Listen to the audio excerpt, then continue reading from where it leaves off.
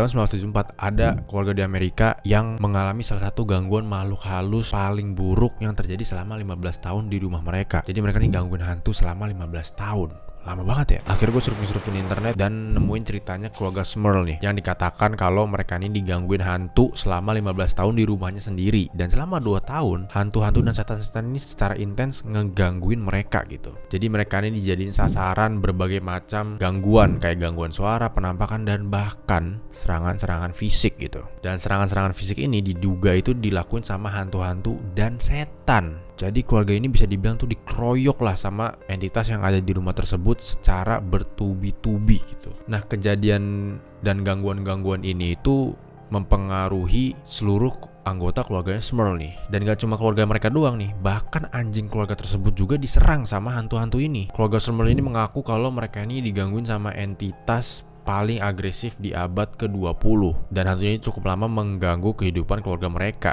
Nah, saking parahnya gangguan-gangguan ini dan kasus gangguan hantu ini, sampai-sampai nih gereja Katolik itu datang dan mencoba buat membantu keluarga ini. Para pendeta yang dikirim ini tuh mencoba buat mengeksorsis, mencoba buat mengusir setan yang diduga berdiam di rumah keluarga Smurl ini. Dan gak cuma pendeta-pendeta ini yang datang gitu. Bahkan keluarga ini tuh sampai meminta bantuan demonologis yang terkenal, yaitu Ed sama Lorraine Warren. Ya, pasangan yang ada di Conjuring gitu. Tapi nih, walaupun kedua pasangan tersebut yang terkenal biasa ngusir-ngusir hantu di rumah-rumah orang yang angker gitu, mereka juga nih gak mampu buat mengusir hantu-hantu dan setan yang ada di rumah mereka, yang ada di rumah keluarga Smurl ini. Mereka tuh cuma bisa ngusir sebagian hantunya doang.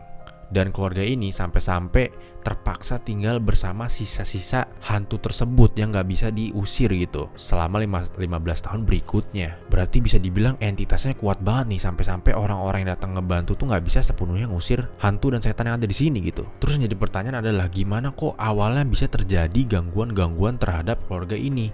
Apa yang mereka lakuin sampai bisa bikin penunggu rumah yang ada di situ tuh marah banget sama mereka gitu. Nah, jadi di tahun 1973 di bulan Agustus lebih tepatnya, keluarga Smurl ini itu pindah ke tempat ini di Pennsylvania ya kan. Dan ternyata nih gak ada awal yang baik pas mereka pindah ke rumah ini. Gak butuh waktu lama buat keluarga ini tuh digangguin sama penunggu di rumah ini. Kata Jack dan Janet, pas mereka baru pindah, mereka ini langsung merasa digangguin sama entitas-entitas yang ada di rumah ini gitu. Kejadian gangguan hantu pertama yang ada di rumah ini itu awalnya tuh gak berbahaya, paling cuma ngilangin barang hilang terus tiba-tiba muncul lagi di tempat yang beda. Terus suka ada noda-noda yang keluar dari dinding, paling dindingnya baru dicat gitu. Ya sebenarnya kalau dipikir-pikir ya, kalau kita gak pernah ngalamin hal-hal tersebut, itu udah bisa dibilang itu serem tuh ya kan. Cuma kalau dibandingin sama hal-hal berikutnya yang terjadi sama keluarga ini, hal tersebut itu bisa dibilang gak terlalu serem lah, karena belum ngelukain gitu. Di situ awal mulanya.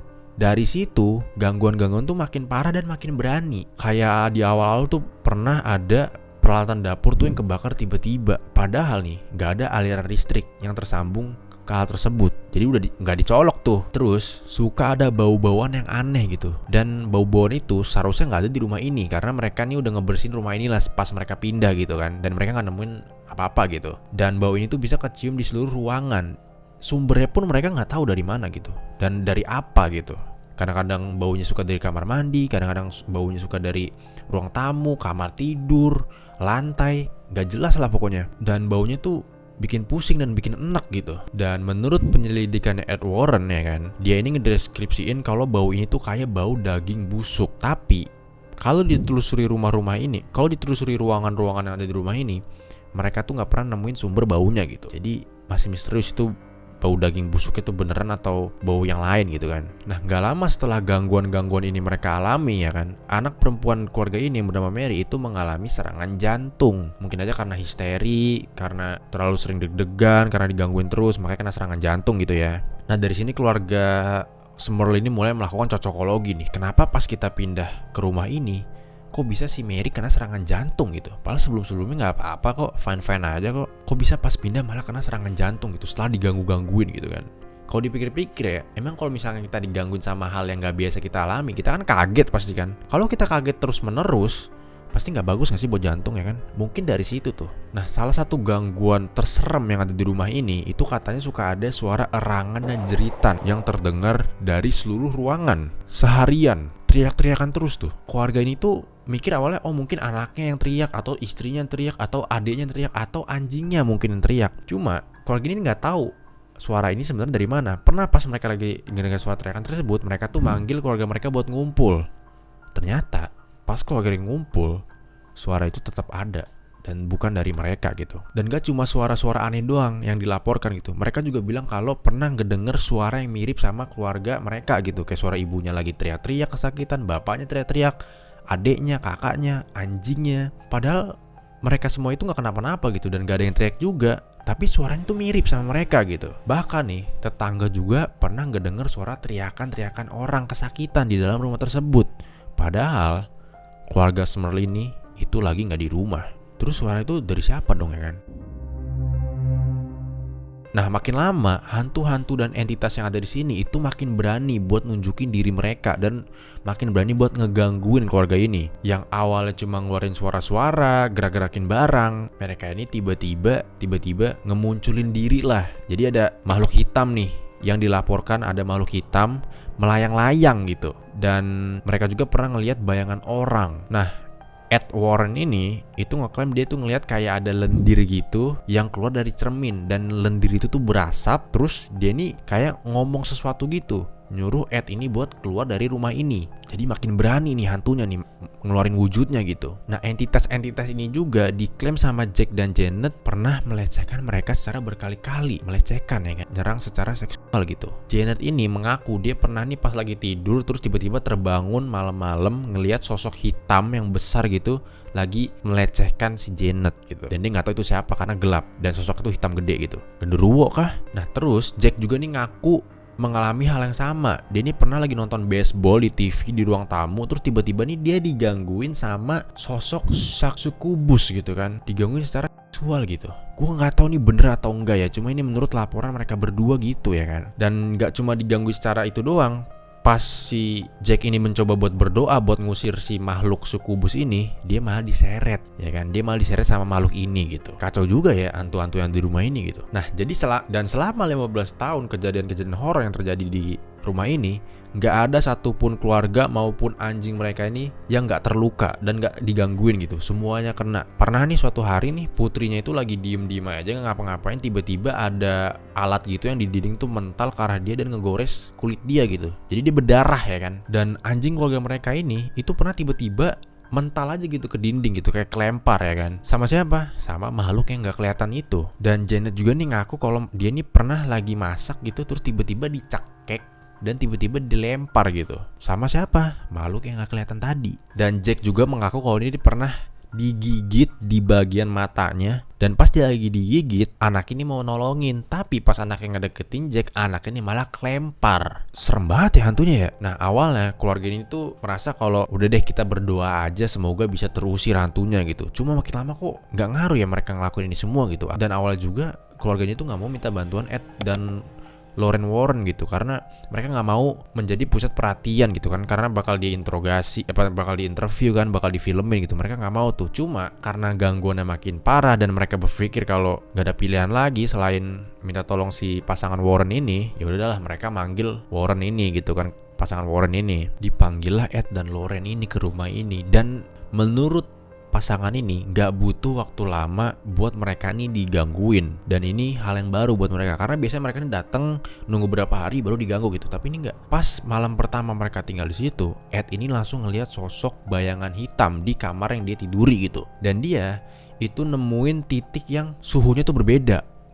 Di titik tersebut itu dingin banget, padahal suhu ruangan gak sedingin itu. Dan abis bayangan hitam yang nongol tadi itu hilang, tiba-tiba barang-barang di ruangan tersebut tuh mulai mental-mental tuh tanpa ada yang lempar ya kan. Dan menurut pasangan Warren ini ya kan, entitas yang ada di rumah ini tuh nggak suka sama hal-hal yang berbau agama gitu, kayak salib, rosario, kitab-kitab Injil. Itu mereka nggak suka tuh, pasti bakal dilempar-lempar sama mereka. Bahkan nih setiap mereka berdoa bareng-bareng itu pasti digangguin sama suara-suara gitu, kayak ngapain lu berdoa lah, pokoknya segala macem gitu. Dan suara-suara buat nyuruh mereka buat keluar dari rumah sini, lalu nggak usah doa-doa gitu. Dan pernah nih pas mereka lagi doa bareng gitu, katanya rumah nih sempet terguncang gitu, kayak geter-geter, lukisan pada jatuh, barang-barang pada mental-mental. Terus tiba-tiba nongol sosok dua wanita yang berpakaian kolonial Amerika gitu.